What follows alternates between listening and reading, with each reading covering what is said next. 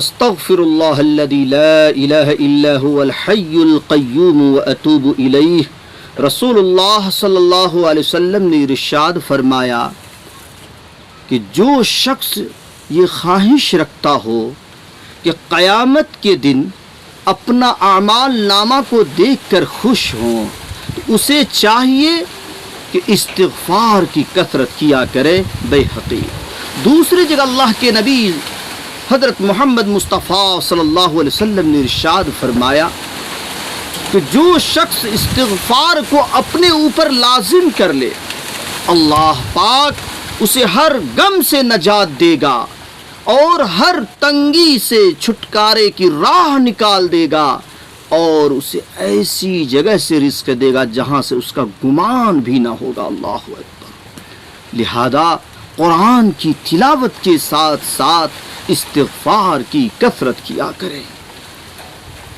رمضان المبارک کا مہینہ یہ عبادت کا مہینہ ہے، قرآن کی تلاوت کا مہینہ ہے، تراویح کا مہینہ ہے، ذکر اللہ کا مہینہ ہے، استغفار پڑھنے کا مہینہ ہے، اللہ کو راضی کرنے کا مہینہ ہے، اللہ کو منانے کا مہینہ ہے، جنت کو خریدنے کا مہینہ ہے۔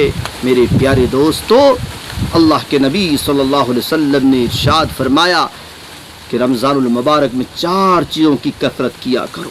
نمبر 1 کلمہ طیبہ، نمبر 2 استغفار، نمبر 3 جنت کی طلب، نمبر 4 جہنم سے پناہ۔ ان 4 چیزوں میں ایک استغفار کی کثرت بھی ہے۔ رمضان المبارک کا مہینہ 3 عشروں پر منقسم ہے۔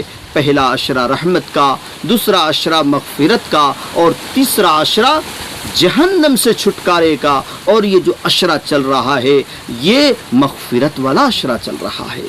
اللہ تبارک و تعالی اس عشرے میں اپنی خصوصی رحمت سے روزہ دار بندوں کے گناہوں کو معاف کر دیتے ہیں، روزہ دار کے گناہوں کو معاف کر دیتے ہیں، معافی کا دروازہ کھول دیتے ہیں۔